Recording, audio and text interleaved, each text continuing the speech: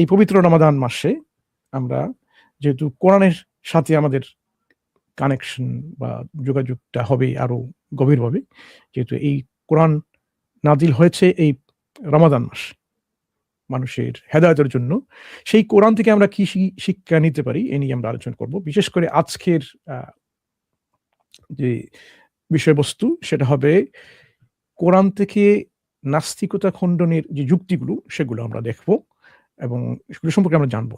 কোরআনের চ্যালেঞ্জ নিয়ে আমরা প্রতি সপ্তাহে আপনাদেরকে বলে দিচ্ছি যে কেউ যদি কোরআন অনুকরণের বিষয় নিয়ে আলোচনা করতে ইচ্ছুক বা ইচ্ছা প্রকাশ করেন, আমরা যে কোনো বিষয়বস্তু উপস্থাপনার মধ্যেও সেই বিষয় নিয়ে আমরা আলোচনা করতে প্রস্তুত।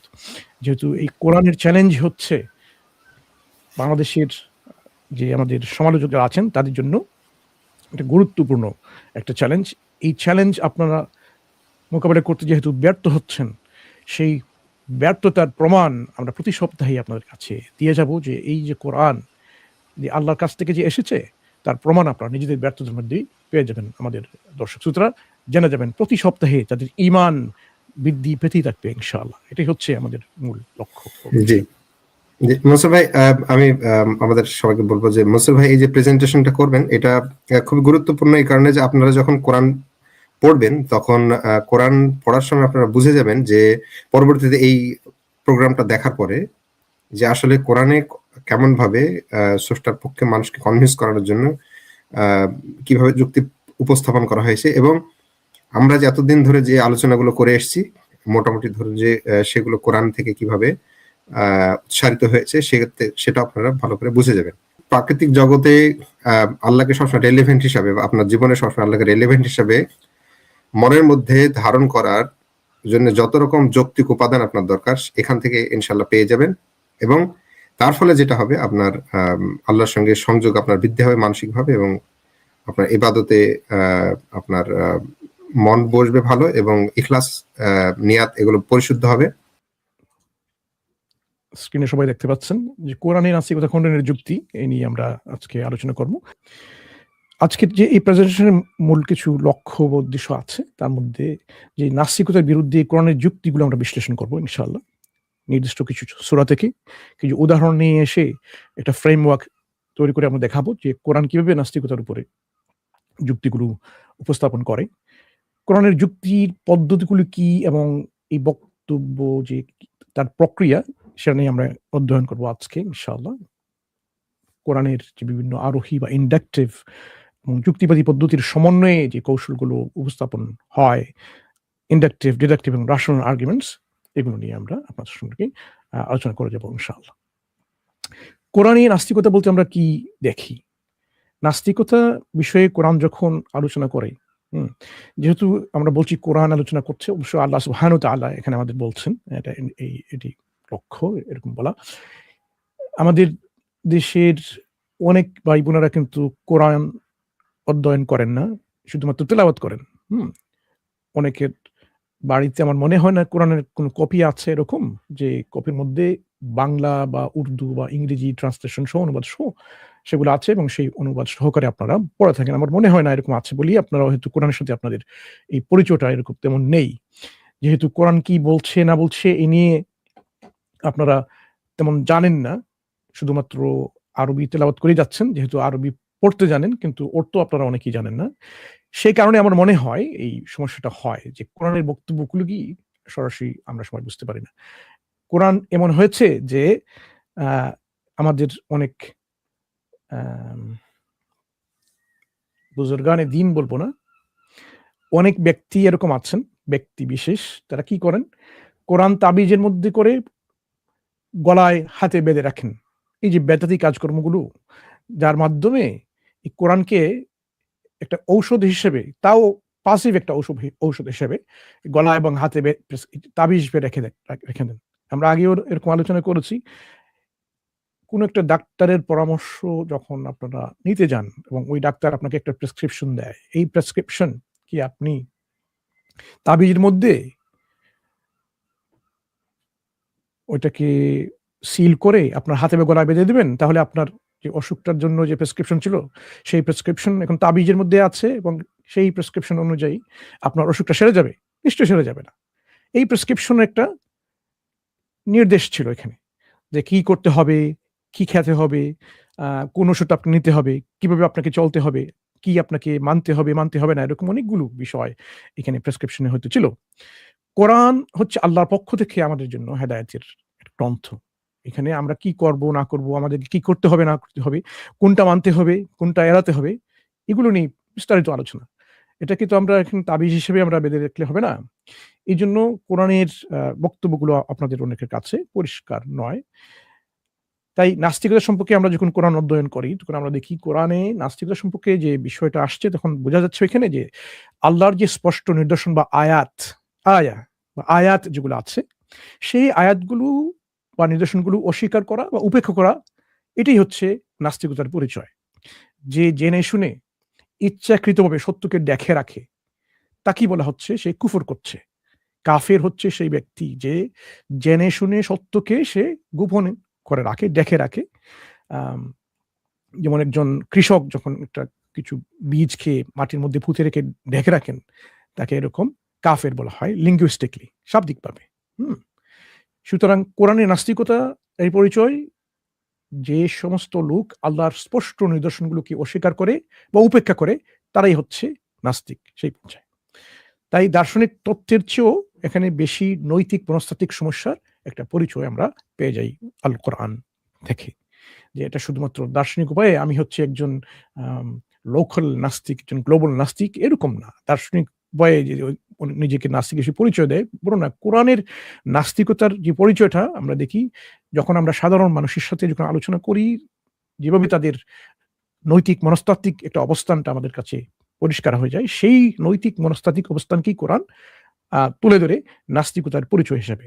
সুতরাং এখানে প্রমাণের অভাবে যে একজন নাস্তিক হয়েছে বা নাস্তিকতা যে প্রমাণের অভাবে, তা না, বরং প্রমাণের সাড়া না দেওয়া।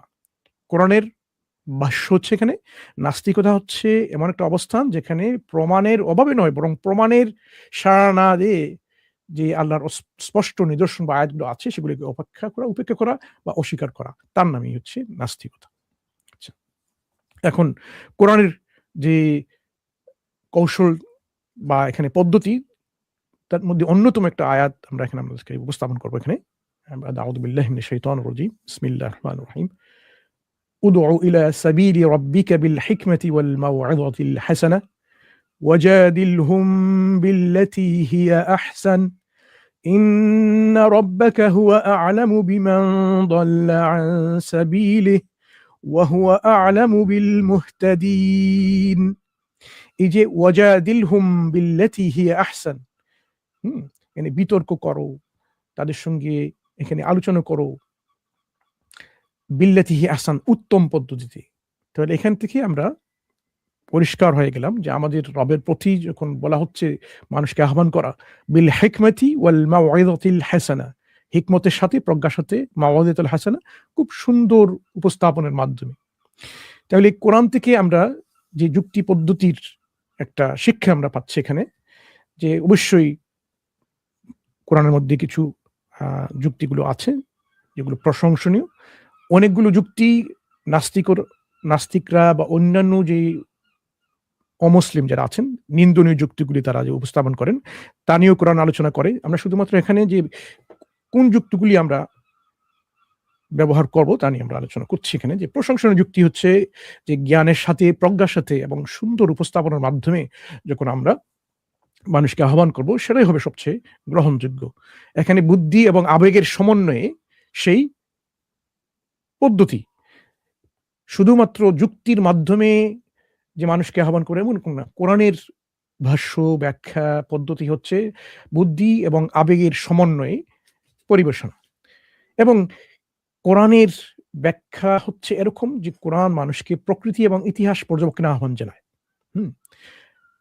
ন্যাচারাল ফিনোমেনা থেকে শুরু করে ঐতিহাসিক প্রেক্ষাপটে কিভাবে আমরা তার থেকে শিক্ষা নিতে পারি, তাকে পর্যবেক্ষণ করে সে আহ্বান কোরআন দেয়। কোরআনের যুক্তি হচ্ছে এরকম যে এখানে কিছু ন্যাচারাল ফিনোমেনা, প্রকৃতি এবং ইতিহাসের পর্যবেক্ষণের মাধ্যমে আমাদের এই যে পরিচয়টা যখন আসবে, তখন কিন্তু আমাদের যে বিষয় নিয়ে আমরা আলোচনা করছি, জানতে চাচ্ছি, এটা আরো পরিষ্কার হয়ে যাবে। এবং একই সাথে কোরআন অসম্ভব বিকল্প বাতিল করে সত্যকে প্রতিষ্ঠা করে। এটাকে রিডাক্টিও অ্যাড অ্যাবসার্ডাম আমরা বলে জানি। তার কিছু উদাহরণ আমরা শেয়ার করব।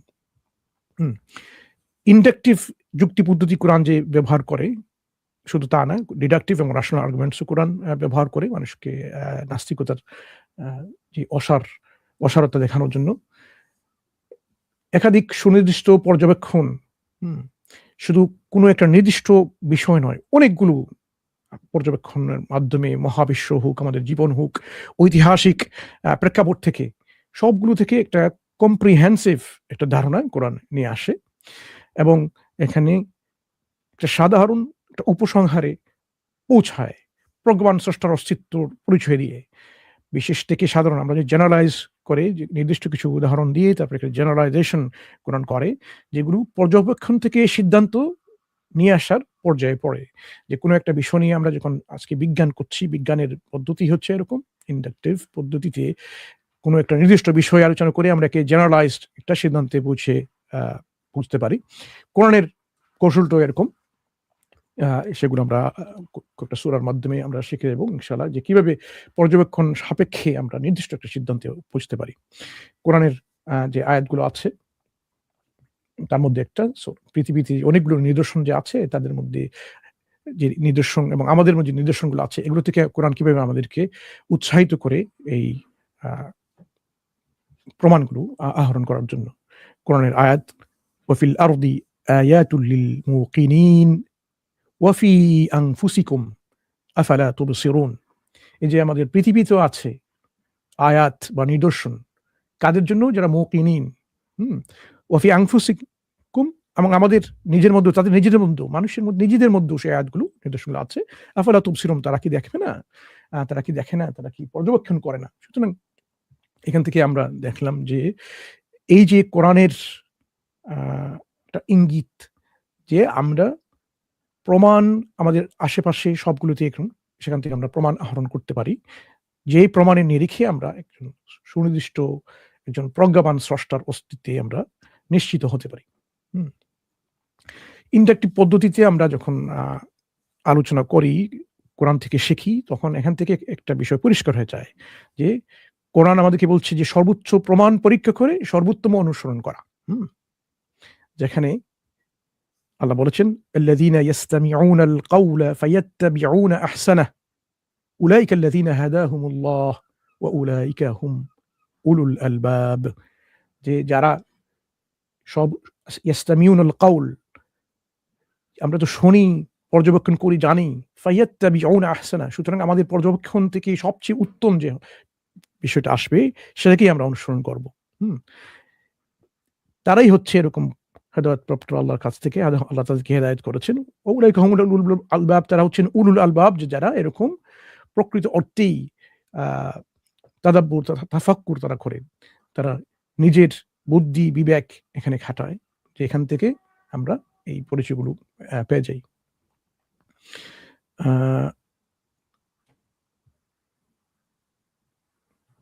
বিশেষ করে আমরা যে পর্যবেক্ষণ করছি, এটা কি আমরা শুধুমাত্র অন্যের কাছ থেকে সেগুলো জানছি, নাকি আমাদের ইন্দ্রিয়, আমাদের দৃষ্টি ও বুদ্ধির সমন্বিত ব্যবহার করছি? কোরআনের যে আয়াত, ওয়ালা তাকফু মা লাইসা লাকা বিহি ইলম ইন্নাস সামআ ওয়াল বাসারা ওয়াল ফুয়াদা কুল্লু উলাইকা কানা আনহু মাসউলা।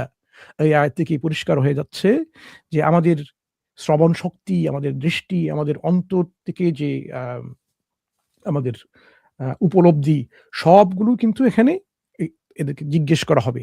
এই যে কগনিটিভ আন্ডারস্ট্যান্ডিং আমাদের এখানে, আমাদের 5 সেন্স থেকেই আমরা যা পর্যবেক্ষণ করি, সবগুলো থেকে আমরা যে প্রমাণগুলো পাই, এবং সেই প্রমাণ যদি আমরা উপেক্ষা করি, তাকে কিন্তু আমাদেরকে অ্যাকাউন্টেবিলিটি আমাদেরকে দিতে হবে। এখানে আমাদের প্রশ্ন করা হবে যে আমরা আসলে তার সদ্ব্যবহার করেছি কি না।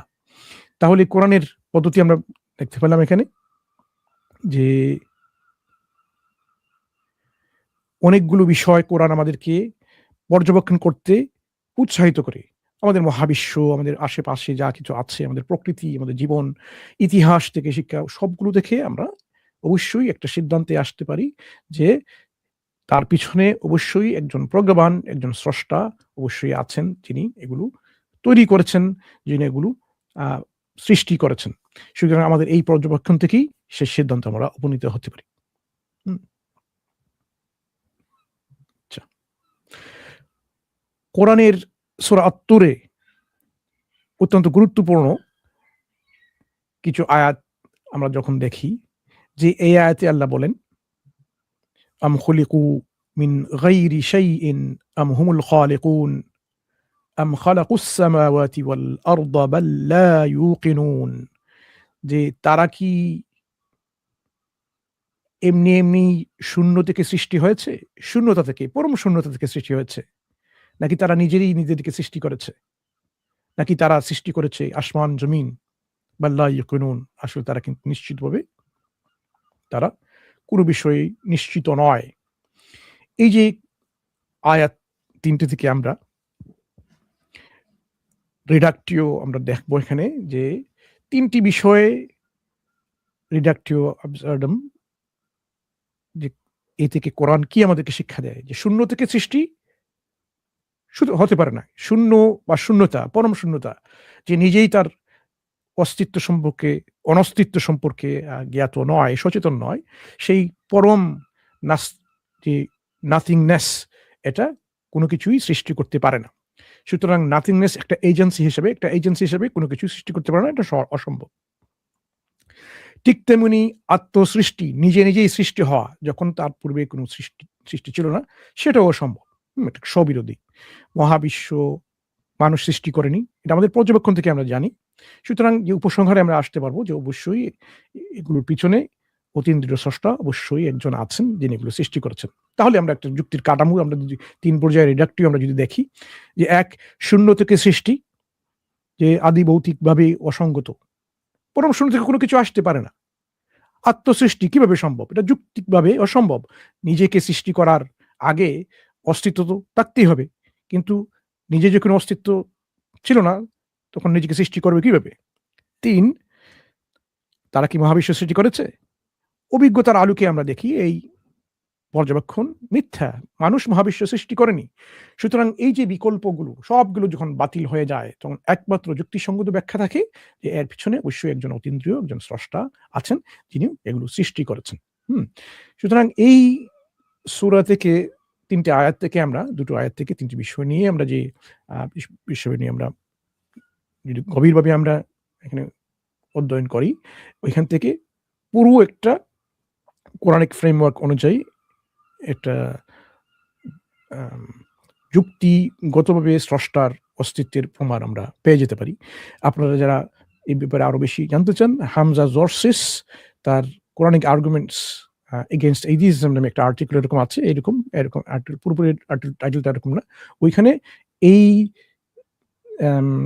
সূরার উদাহরণ দিয়ে পুরো একটা ফিলোসফিক্যাল লজিক্যাল একটা আর্গুমেন্ট তৈরি করেছেন, ওটা আপনারা দেখে নিতে পারেন। তাহলে আপনারা যারা একটু দার্শনিকভাবে জানতে চান যুক্তির স্ট্রাকচার, প্রেমিস কনক্লুশন অনুযায়ী, এখানে ওটা করা আছে, আপনারা দেখে নিতে পারেন কিভাবে সেটা উপস্থাপন করা হয়েছে। আচ্ছা, কোরআনের সূরাতুল আম্বিয়া, ওইখানে আল্লাহ বলেছেন যে কাফেররা কি চিন্তা করে না যে আকাশ পৃথিবী যে একসাথে ছিল, এবং অতঃপর আল্লাহ এই উভয়কে পৃথক করেছেন এবং প্রতি জীবজন্তুকে পানি থেকে সৃষ্টি করেছেন। এই যে কোরআনের যে আয়াতটা, আওয়ালাম ইয়ারাল্লাযীনা কাফারু আন্নাস সামাওয়াতি ওয়াল আরদ কানাতা রাতকান ফাফাতাকনাহুমা ওয়াজআলনা মিনাল মাই কুল্লা শাইইন হাই আফালা ইউমিনুন। এই আয়াত থেকে আমরা বুঝতে পারি যে এখানে মহাজাগতিক উৎপত্তি, যে কসমিক অরিজিন, এর পেছনে অবশ্যই পরিকল্পিত পৃথকীকরণের অবস্থানটা আছে। এমনি এটা পৃথক হয়নি। কিছু জৈবিক নিদর্শন আমরা এই আয়াতেই পেলাম, একই সাথে যে পানিতে জীবনের যে নির্ভরতা। সুতরাং এখানে যে একটা উদ্দেশ্যমূলক একটা নকশা আছে, এখানে একটা ডিজাইন আমরা দেখতে পাচ্ছি, এটা এমনি দৈবক্রমে হয়নি। সুতরাং যে যুক্তিগুলো আমরা দেখি এখানে, যে কসমিক অরিজিনটা একই সাথে যে মিলিত হয়েছে এবং একটি বিচ্ছিন্ন করা হয়েছে, এই যে বিভাজন, তার একটা পরিকল্পনা এবং শক্তির প্রমাণ এখানে পুরোপুরি পরিষ্কার। একই সাথে এই সূরাতে শুধুমাত্র অ্যাস্ট্রোফিজিক্স নয়, বায়োলজি থেকে যে উদাহরণটা আসছে জীবনের সার্বজনীনতা, যে পানির সাথে জীবনের সম্পর্ক, এটা কি প্রমাণ করে? যে অন্ধ দৈবের পরিবর্তে ইচ্ছাকৃত একটা নকশার ইঙ্গিত দেয় এখানে, যেটা আলটিমেট একটা ডিজাইন, যে এই পানি থেকেই সৃষ্টি হয়েছে জীবন। যে অলঙ্কারটা আমরা দেখতে পাই আয়াতে,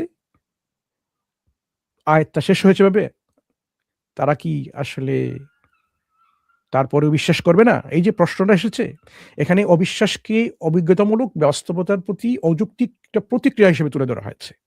আমরা দেখলাম, আমাদের বলা হচ্ছে আওয়ালাম ইয়ারাল্লাযীনা কাফারু, কাফিররা কি?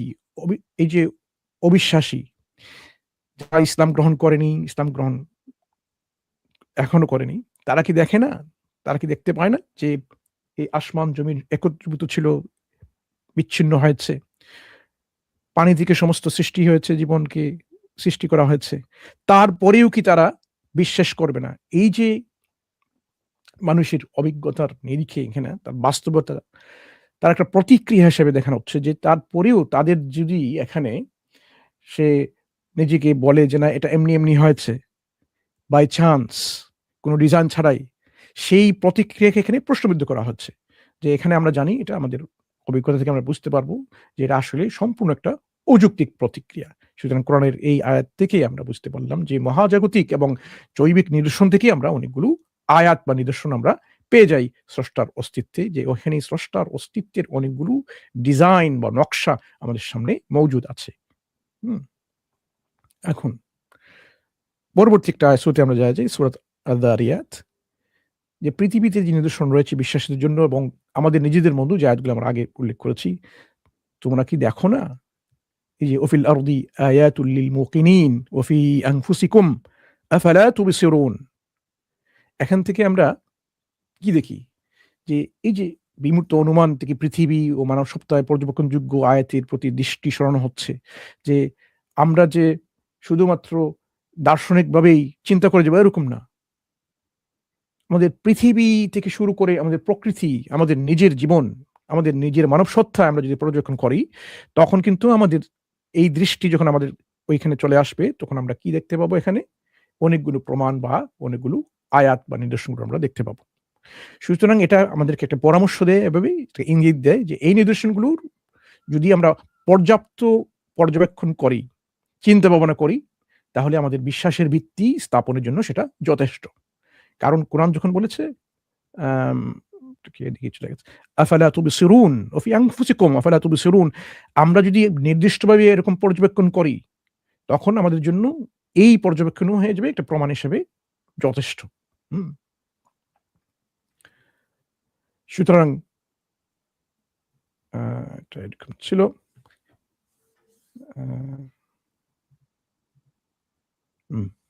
যে পর্যবেক্ষণযোগ্য যে আয়াতগুলো ছিল প্রকৃতিতে এবং আমাদের মানব সত্তায়, এই পর্যাপ্ত চিন্তা ভাবনা হয়ে যাবে আমাদের বিশ্বাসের ভিত্তি।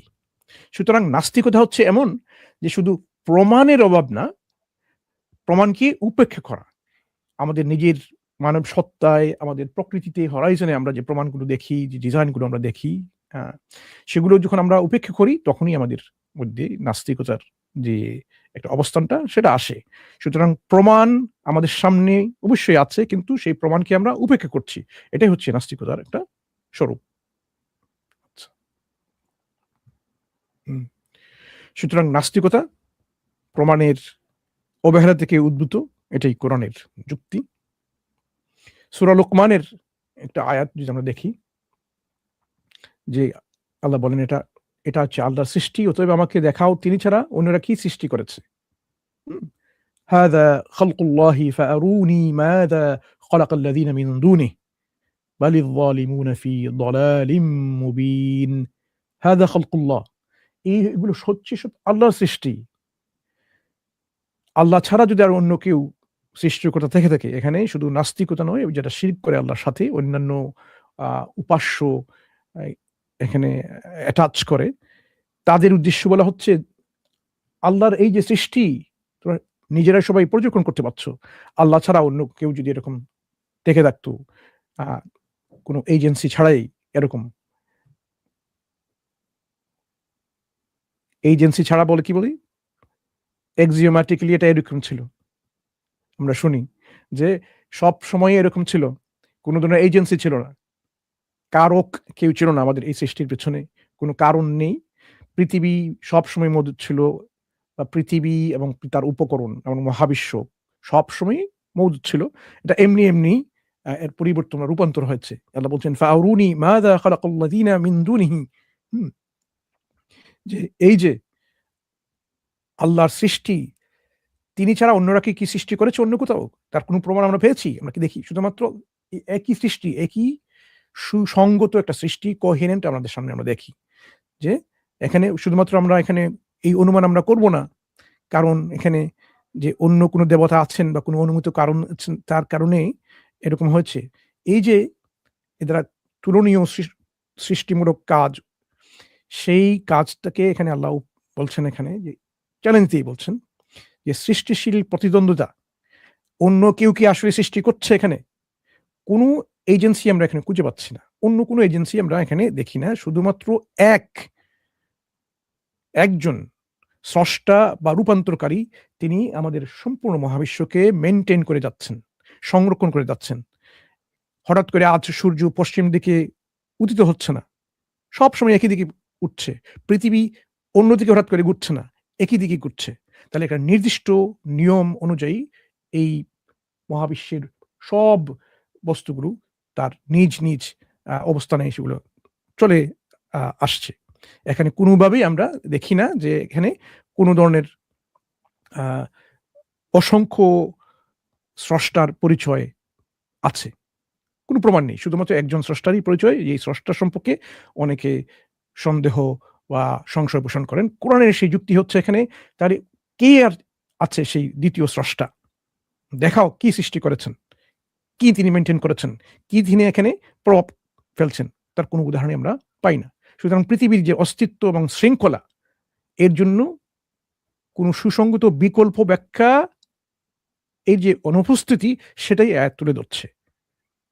প্রতিপক্ষকে তাদের দাবির জন্য অভিজ্ঞতামূলক প্রমাণ দিতে বলা হচ্ছে, কিন্তু তারা তা দিতে পারে না।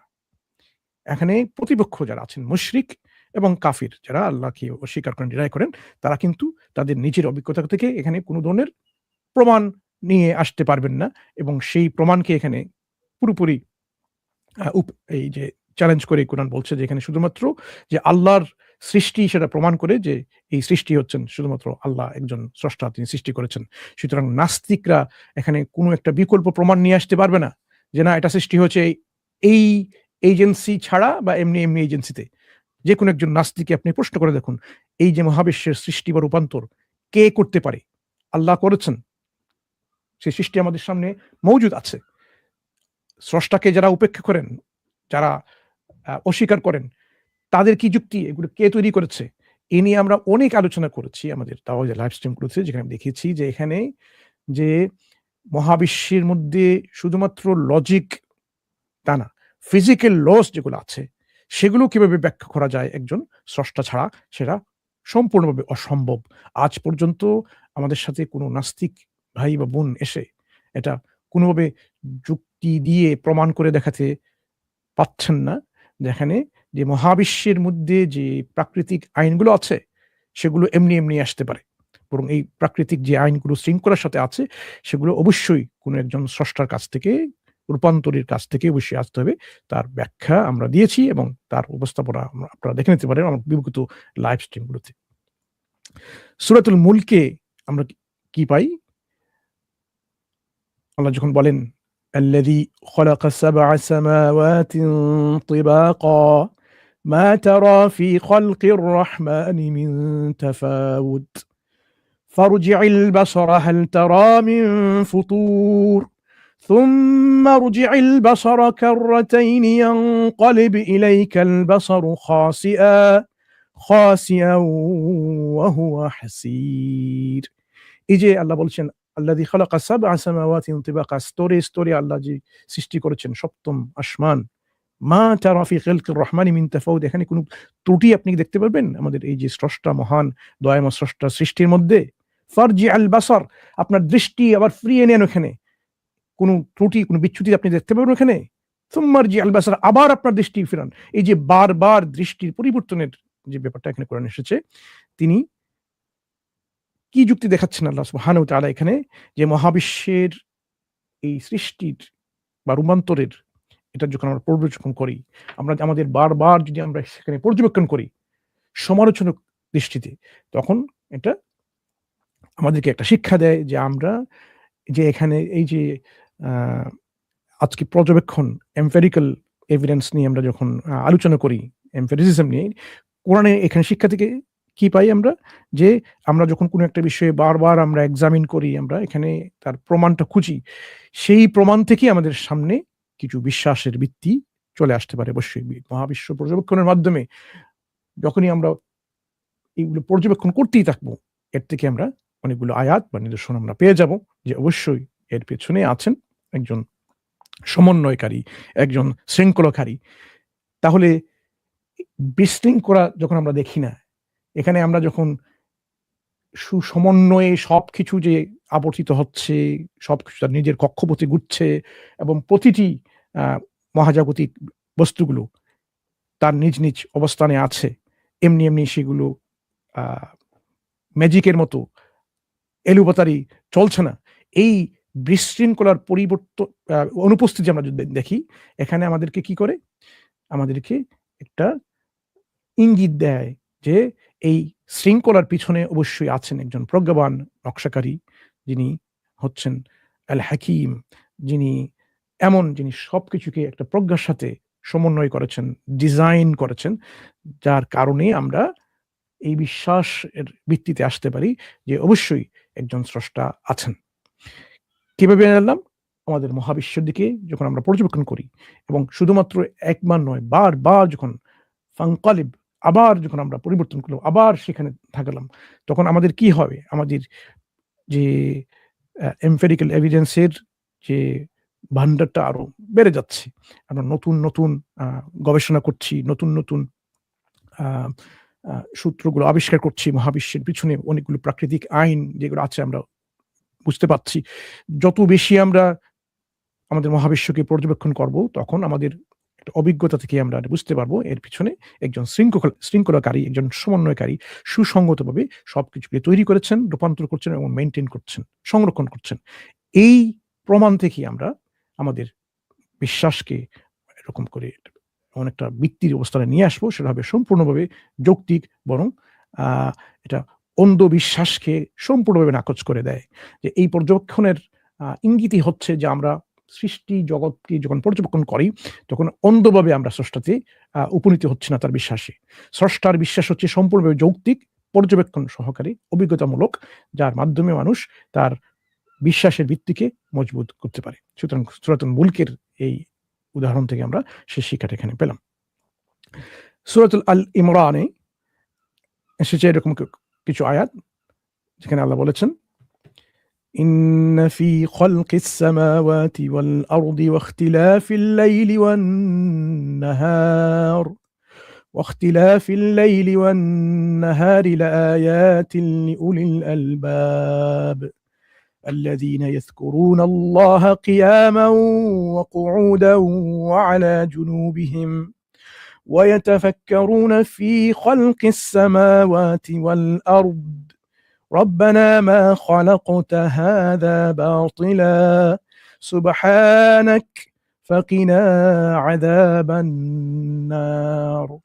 এই যে ইন্না ফি খালকিস সামাওয়াতি ওয়াল আরদ, নিশ্চয়ই পৃথিবী, আসমান, জমিন সবকিছু সৃষ্টির মধ্যে, ওয়াখতিলাফিল লাইল, এবং এই যে দিন এবং রাতের আবর্তনের মধ্যে অবশ্যই নিদর্শন আছে যারা উলুল আলবাব, যারা এরকম চিন্তা ভাবনা করে, সেই সব ব্যক্তিদের জন্য যারা নিজে দাঁড়িয়ে বসে, তাদের পাশে এরকম যারা তাফাক্কুর করে, চিন্তা ভাবনা করে, কিসের মধ্যে? ফি খালকিস সামাওয়াতি ওয়াল আরদ, এই যে আসমান জমিন এই সৃষ্টির মধ্যে, সেই চিন্তা ভাবনা এবং সেই অনুধাবন উপলব্ধির মাধ্যমে তারা কি উপসংহারে আসে?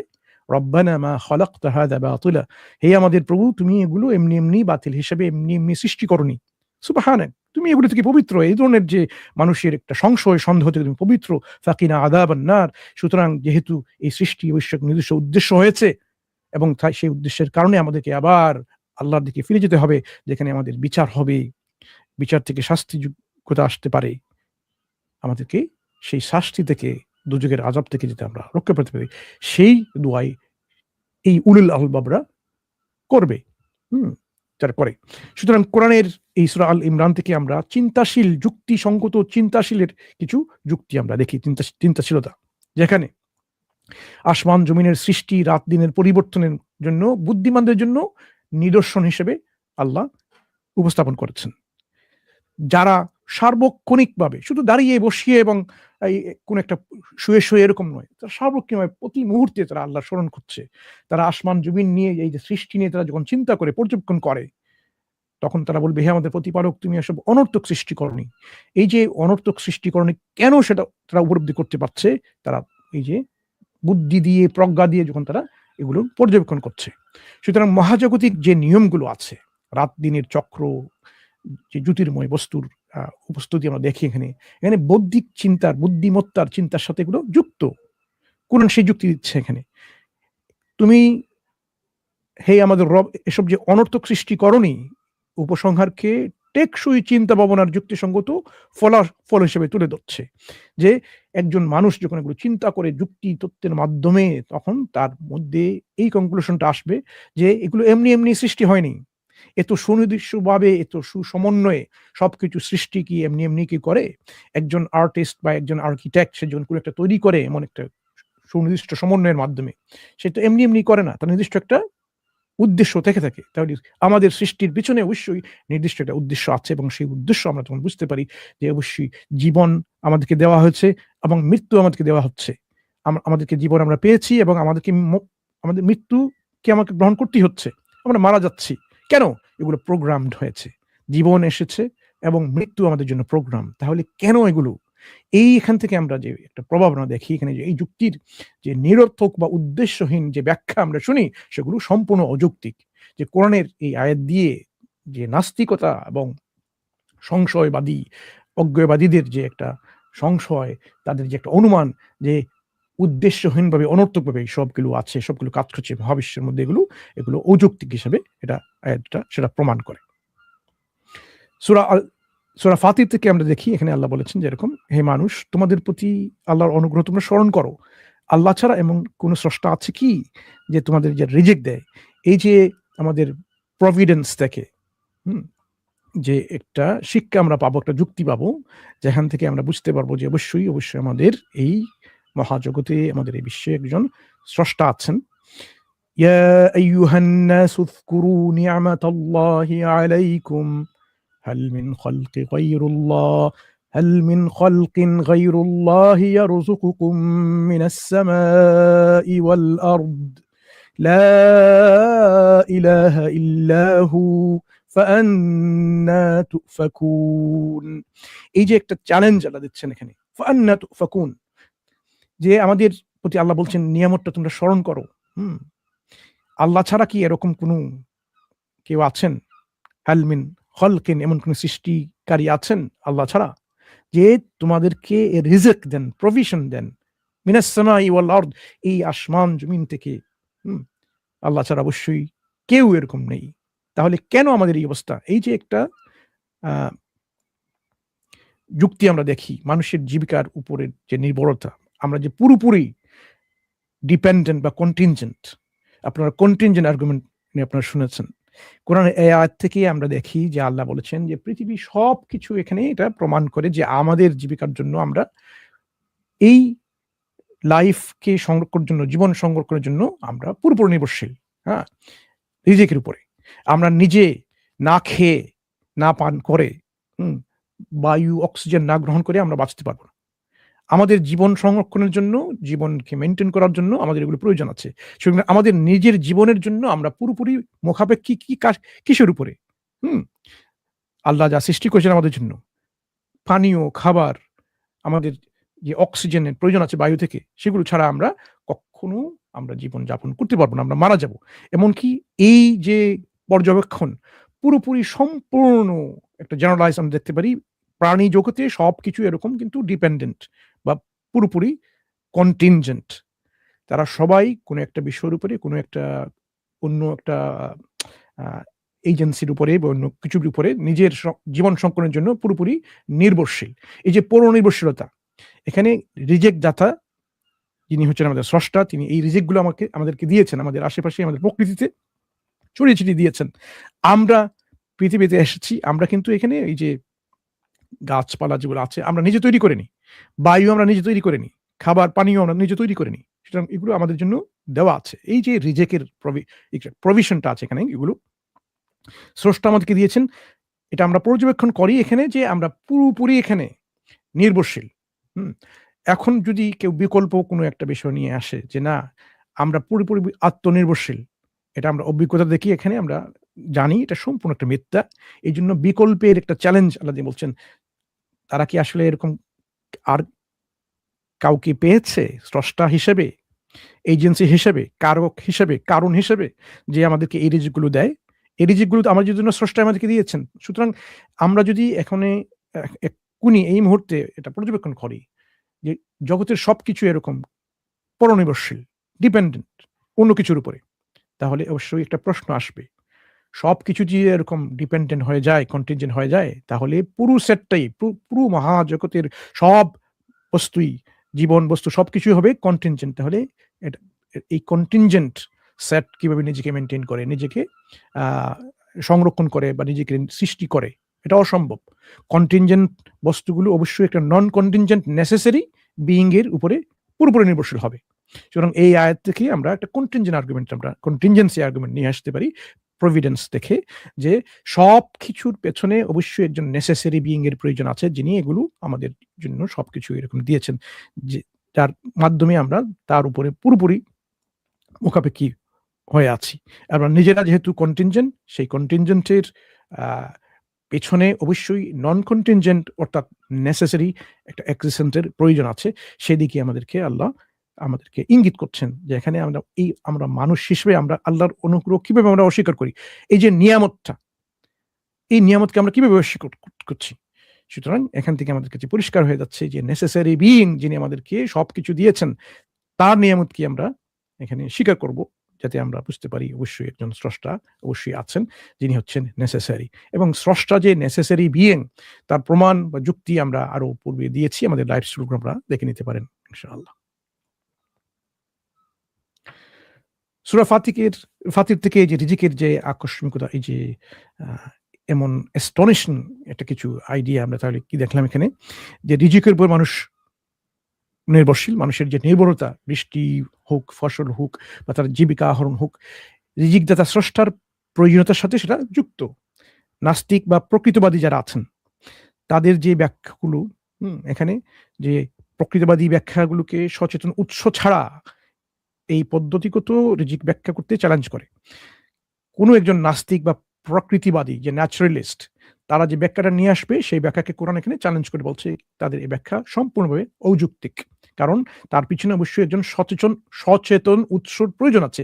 নেসেসারি বিইং অবশ্যই হবে একজন সচেতন সত্তা, যিনি তার ইচ্ছা সচেতনতা দিয়েই সবকিছু আমাদের জন্য সৃষ্টি করেছেন। বায়ু, পানি, খাবার সবগুলো, এগুলো এমনি এমনি আসতো না। আমাদের সৃষ্টি হয়েছে, আমাদের সৃষ্টিকে মেনটেন করার জন্য সচেতনভাবে সেগুলোকে সৃষ্টি করা হয়েছে। তাহলে মূল বিষয়টা আমরা দেখি এখানে, যে টিকে থাকার জন্য প্রয়োজনীয় সবকিছু যে নিয়মিত সরবরাহ, উদ্দেশ্যমূলক ব্যবস্থাপনার একটা ইঙ্গিত দেয়, যে এখানে কন্টিনজেন্সি এটা প্রমাণ করে যে এখানে তার পিছনে একটা পুরোপুরি একটা ডিজাইনার আছেন, যিনি সবকিছু এখন আমাদের জন্য উদ্দেশ্যমূলকভাবে একটা ব্যবস্থাপনা করেছেন, যার মাধ্যমে আমরা জীবিকা অর্জন করতে পারি, বাঁচতে পারি, আমাদের জীবনকে মেনটেন করতে পারি। তাহলে এই আয়াত থেকে আমাদের শিক্ষাটা এরকম হবে যে কখনো এরকম অনুমান যে সবকিছু এমনি এমনি হয়ে গেছে, কোনো নেসেসারি বিইং ছাড়াই আমাদের জগৎ সৃষ্টি হয়েছে বা জগতের সংরক্ষণ হচ্ছে, এটা সম্পূর্ণভাবে অন্ধবিশ্বাসের মতো একটা অযৌক্তিক অবস্থান। সূরা ইউনুস থেকে আমরা কিছু শিক্ষা নিতে পারি, যখন আল্লাহ বলছেন এরকম যে বলো আকাশ ও পৃথিবীতে কি আছে তা পর্যবেক্ষণ করো, কিন্তু যারা বিশ্বাস করে না তাদের জন্য নিদর্শন ও সতর্ককারী কোনো কাজে আসে না। এখানে গুরুত্বপূর্ণ একটা বিষয় আমরা জানবো ইনশাআল্লাহ যে এই আয়াতে قُلِ انظُرُوا ماذا في السماوات والأرض وما تغني الآيات والنذر عن قوم لا يؤمنون وما تغني الآيات والنذر عن قوم لا يؤمنون যারা বিশ্বাস করে না তাদের জন্য এই যে নিদর্শনগুলো যে প্রমাণগুলো আয়াতগুলো আছে কোনো কাজেই আসবে না। কারণ তারা এই নিদর্শনগুলো, আয়াতগুলো, প্রমাণগুলো তারা অস্বীকার করে। তাদের কাজই হচ্ছে এরকম অস্বীকার করা। জেনে শুনে সত্যকে ঢেকে রাখা, সত্যকে অস্বীকার করা হচ্ছে কাফের বা নাস্তিকতার পরিচয়। সুতরাং এই যে অনেকগুলো আয়াত আছে সেগুলোকে তারা কি করে? তাদের যে তর্কের আ কৌশলটা এরকম, তারা সেগুলোকে অস্বীকার করবে। তারা উপেক্ষা করবে, তারা অবহেলা করবে, তারা কিন্তু সেগুলো এড়িয়ে যাবে। যদিও আমরা যদি এরকম দেখি তারা সত্যিকার অর্থেই তারা কিন্তু কসমোলজি, অ্যাস্ট্রোফিজিক্স এগুলো নিয়ে পড়াশোনা করে। কুল ইনজুরু মাযা ফিস সামাওয়াতি ওয়াল আরদ তাদেরকে যদি বলা হয় দেখো তোমরা পর্যবেক্ষণ করো। সেখানে পর্যবেক্ষণের পরেও এই আয়াত বা নিদর্শন প্রমাণ দেখেও কিন্তু তারা বিশ্বাস করে না। সুম্মুম বুকমুন উময়ুন ফাহুম লা ইয়ারজুন তাদের অবস্থা এরকম। দেখেও দেখে না, শুনেও শুনে না। বুঝেও না বুঝার এই যে ভান বা একটা অবস্থানের আ ছদ্মবেশ তৈরি করুন। হ্যাঁ? সে জানে তার অন্তরে এরকম যে এটা সত্য কিন্তু সে এটাকে গোপন করে, সে এটাকে অস্বীকার করে। এই অবস্থান এটা একটা কুযুক্তি তারা নিয়ে আসে। যে না এখানে অবশ্যই আমরা আপনাদের এই প্রমাণে আমরা সন্তুষ্ট নই। আমি কনভিন্সড হইনি। এই যুক্তি আমাকে কনভিন্স করেনি। এরকম আমরা শুনিনি। আমাদের এই লাইভ স্ট্রিমেই আমরা এরকম শুনেছি। আমাদের প্যানেলিস্টরা বিভিন্নভাবে যুক্তি দিয়ে বুঝিয়ে তাদেরকে প্রমাণ উপস্থাপন করেন। যারা উলুল আলবাব যারা চিন্তা ভাবনা করেন তাদের কাছে এই যুক্তিগুলো প্রমাণগুলো পরিষ্কার। কিন্তু তারা কি করেন? তারা সেগুলো অস্বীকার করেন। আমি কনভিন্সড হইনি। আমাদের লাইভ স্ট্রিমগুলোতে আপনি দেখে নিতে পারেন এরকম অনেক উদাহরণ আছে। তারা এরকম বলে থাকেন যে আমি কনভিন্সড হতে পারিনি। কারণ তারা সেগুলোকে অস্বীকার করেন। হুম? সুতরাং এই সূরা ইউনূস থেকে যে জ্ঞানগত একটা দায়িত্ব সেটা আমরা শিখতে পারি এখানে যে কিভাবে তারা এই নিজের দায়িত্ব মার্কে সম্পূর্ণভাবে তারা এড়িয়ে যায়। যুক্তি হচ্ছে এরকম যে মহাবিশ্বের যে পর্যবেক্ষণ এটা হবে আমাদের জন্য একটা ধর্মীয় কর্তব্য এবং জ্ঞানগত বাধ্যবাধকতা যেখানে যে এগুলো পর্যবেক্ষণ করে আমরা একটা সিদ্ধান্ত চলে আসব। এই জ্ঞান যখন আমাদের কাছে চলে আসবে সেই জ্ঞান থেকে আমরা একটা যৌক্তিক অবস্থানে একটা বিশ্বাসের অবস্থানে আমরা চলে আসব। এটা হবে আমাদের ধর্মীয় কর্তব্য এবং একই সাথে আমাদের জ্ঞানগত বাধ্যবাধকতা। কারণ যখনই আমরা প্রমাণ পর্যবেক্ষণ করি সেই প্রমাণকে আমরা তো উপেক্ষা করতে পারি না। প্রমাণ যখন আমাদের সামনে উপস্থিত তখন আমরা উপেক্ষা করি তখন আমরা সত্যিকার অর্থী হয়ে যাব কাফের বা অস্বীকারী। এইজন্য যে অবিরত অস্বীকার এটা কোনো প্রমাণের অভাবে নয়। কোরআনের নাস্তিকতা হচ্ছে এরকম যারা বারবার যে তারা অস্বীকার করছে এটা হচ্ছে তাদের ইচ্ছাকৃত অপ্রতিক্রিয়া থেকে আসছে। তাদের একটা সম্পূর্ণ স্বেচ্ছায় তাদের একটা প্রতিক্রিয়া এখানে অপ্রতিক্রিয়া আমরা বলছি তারা এখানে কোনো রেসপন্স দিচ্ছে না, কোনো রিঅ্যাক্ট করছে না। সামনে আছে প্রমাণ কিন্তু সেই প্রমাণকে তারা উপেক্ষা করে যাচ্ছে। নবুয়তের মূল্যায়ন পর্যায়ে আমরা যে বিভিন্ন প্রমাণ যুক্তি উপস্থাপন করলাম এবং সেই যুক্তি প্রমাণ দিয়ে দেখালাম যে একমাত্র যে সঠিক গ্রহণযোগ্য অবস্থান হবে মুহাম্মদ সাল্লাল্লাহু আলাইহি ওয়াসাল্লামকে নবী হিসেবে মেনে নেওয়া। অন্য যে যৌক্তিক অবস্থানগুলো ছিল পসিবল যৌক্তিগতভাবে কিন্তু প্র্যাকটিক্যালি ইম্পসিবল। হ্যাঁ? ব্যবহারিকভাবে প্র্যাকটিক্যালি আমরা দেখিয়েছি এটা ইম্পসিবল যে তিনি মিথ্যুক প্রতারক হতে পারেন না। তিনি একজন ইনসেইন বা এরকম আমরা বলেছি যে উন্মাদ ব্যক্তি হতে পারেন না। তিনি লেজেন্ডারি হতে পারেন না। শুধুমাত্র হতে পারেন একমাত্র একজন সত্যিকার অর্থে যিনি দাবি করেছেন নবুয়তের নবী রাসূল হিসেবে। সেই প্রমাণ উপস্থাপনের পরেও কি হয়? তারা কিন্তু এখানে পুরোপুরি আনরিঅ্যাক্টিভ হয়ে যান। কোনো রিঅ্যাকশন দেখান না। কোনো ধরনের যৌক্তিক পজিশনে আসতে চান না। তাদের এই যে অবিরত যে অস্বীকার সেটা প্রমাণের অভাবে হয়নি বরং তাদের ইচ্ছাকৃত একটা অপ্রতিক্রিয়া থেকে সেটা আসছিল। সুতরাং এখানে যে গুরুত্বপূর্ণ যে পয়েন্ট আমি বলতে চাচ্ছি সত্যের সন্ধানকারীদের জন্য প্রমাণ পর্যাপ্ত আছে সেগুলো পাওয়া যায়। আমাদের নিজের মধ্য থেকে আমাদের মহাজগতের যে প্রকৃতির যে নিদর্শন আমরা দেখি সেগুলোর মধ্যে পর্যাপ্ত প্রমাণ আছে। প্রত্যাখ্যান হচ্ছে একটা নৈতিক বৌদ্ধিক ব্যর্থতা তাদের জন্য। তারা যে প্রত্যাখ্যান করছে, অস্বীকার করছে, একটা নৈতিক বৌদ্ধিক তাদের যে বুদ্ধিভিত্তিক একটা ব্যর্থতা, সেটাই আমরা উপলব্ধি করতে পারি এখান থেকে। সূরাতুল জাসিয়াতে আল্লাহ বলেছেন এরকম, তুমি কি তাকে দেখেছো যে তার প্রবৃত্তিকে উপাস্য বানিয়েছে এবং আল্লাহ জেনে শুনে তাকে বিভ্রান্ত করেছেন। এই যে আয়াত থেকে আমরা কি শিখব? আফারাআইতা মান ইত্তাখাযা ইলাহাহু হাওয়াহ ওয়া আদাল্লাহু আল্লাহু আলা ইলম ওয়া খাতামা আলা সামঈহি ওয়া কলবিহি ওয়া জাআলা আলা বাসারিহি গিশাওয়া وجعل على بصره غشاوة فمن يهديه من بعد الله أفلا تذكرون। তুমি কি দেখো না যারা নিজের প্রবৃত্তিকে ইলাহ হিসেবে, নিজের যে প্রবৃত্তি, তার ডিজায়ার্স, তাকে ইলাহ হিসেবে নিয়েছে, এই জন্য আল্লাহ তাকে, তারা এই জ্ঞানে জেনে শুনে তাকে পথভ্রষ্ট বিভ্রান্তিতে রেখেছেন। তার শ্রবণ শক্তিকে খতম করে দিয়েছেন, সিলমোহর করেছেন এবং তার অন্তরকে সিল করেছেন। ওয়াজালা আলা বাসারিহি, তার দৃষ্টির এরকম অন্ধকারাচ্ছন্ন করে দিয়েছেন তার দৃষ্টিশক্তি। কেন? সে সম্পূর্ণভাবে যখন নিজকে সম্পূর্ণ নির্ভরশীল, আত্মনির্ভরশীল, অন্যের উপরে মুখাপেক্ষী না নিয়ে নিজেকেই রব হিসেবে উপস্থাপন করে যে আমি আমার জীবন তৈরি করেছি এমন, আমি আমার নিজের ইচ্ছে মতো জীবনযাপন করব, অন্য কেউ এগুলো সৃষ্টি করেনি, এগুলো কেউ পৃথিবীতে সবকিছু আছে, মহাবিশ্বে আছে, এগুলো এমনি এমনি এগুলো এসেছে, এগুলো কেউ সৃষ্টি করেনি, বরং এগুলো আমি আমার জীবন যেভাবে আমি আমার নৈতিক চিন্তাধারা অনুযায়ী আমি মেনে যাব, চলে যাব, এটাই আমার জন্য হবে আমার জীবন ব্যবস্থা। নিজের প্রবৃত্তিকে সে কি করবে? হুকুম আহকামদাতা হিসেবে তৈরি করবে যে আমি আমার নিজের জীবন আমার মন মতো করে, নিজের মতো করে আমি চালাবো। আমাকে কেউ সৃষ্টি করেনি, সুতরাং আমি কোনটা ভালো, কোনটা মন্দ, কোনটা সঠিক, কোনটা সঠিক নয়, সেটা আমি নিজেই আমি সেটা নির্ধারণ করব। এই যে একজন নিজেকে যেভাবে এরকম উপস্থাপন করে, যে প্রবৃত্তির দাসত্ব করে, এটাই হচ্ছে নাস্তিকতার একটা একটা পরিষ্কার একটা পরিচয়, যেখানে আমরা নাস্তিকদের দেখি যারা নিজেরকেই কি করে মনে করে তারা নিজের সৃষ্টিকর্তা, এরকম, যদিও জানে তারা সৃষ্টি হয়েছে, নিজের প্রবৃত্তিকে তারা আইন প্রণেতা হিসেবে মেনে নেয় এবং স্রষ্টার আইনকে তারা অস্বীকার করে। তারা নিজে যেটা ভালো মনে করবে সেইভাবেই তারা জীবনযাপন করবে।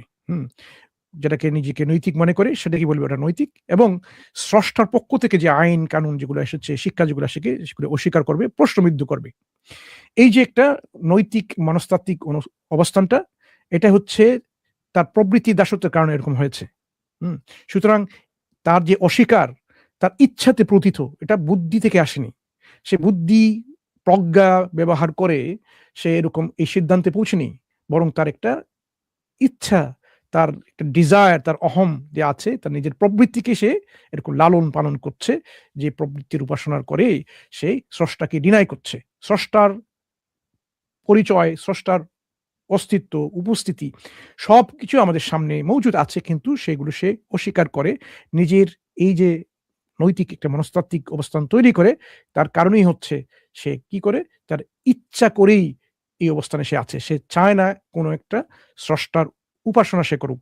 সে নিজেকে এত বেশি বড় মনে করে, এত অহংকার, যে কেন আমি আরেকজন স্রষ্টার প্রতি অবনত হব, মাথা নত করব, কেন তার অনুগত হব, কেন তার অনুশাসন আমি মেনে চলবো।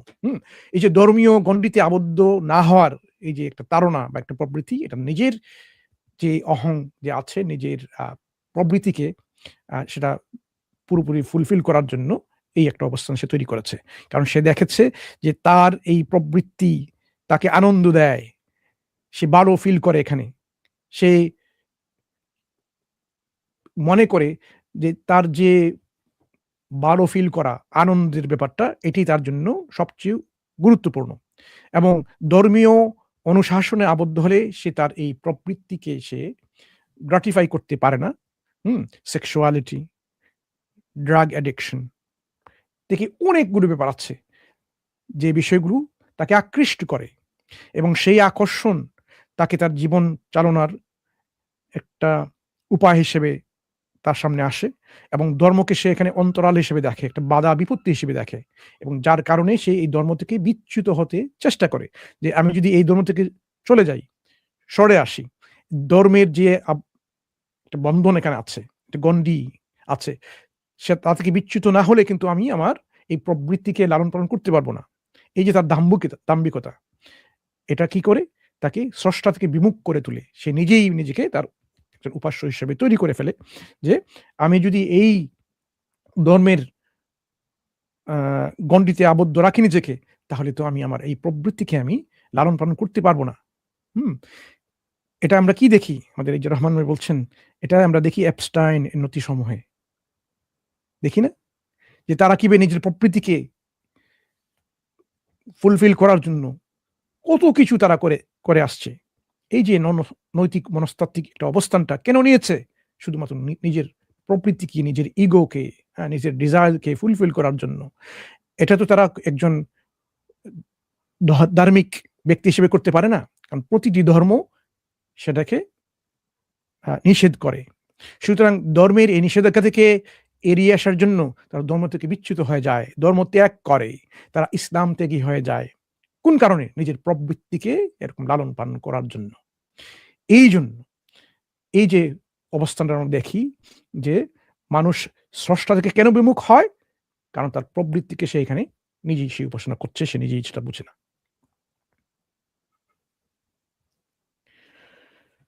সূরা আল জাসিয়াত, এখান থেকে আমরা তাহলে শিখলাম যে কিছু নাস্তিকতাকে প্রমাণের প্রতি প্রতিক্রিয়ার পরিবর্তে ইচ্ছা বা অহংকারের কাছে আত্মসমর্পণ হিসেবে ব্যাখ্যা করছে। নৈতিক মনস্তাত্ত্বিক মাত্রা এখানে তুলে ধরা হচ্ছে। অস্বীকার বুদ্ধিতে আসছে না, ইচ্ছায় প্রতীত হতে হচ্ছে এখানে। সুতরাং যে প্রভাবটা আমরা দেখি, নাস্তিকতা শুধু জ্ঞান এর মধ্যে বা জ্ঞানীয় অবস্থান নয়, বুদ্ধিভিত্তিক একটা অবস্থান নয়। এটি একটি আধ্যাত্মিক নৈতিক অবস্থানও হতে পারে।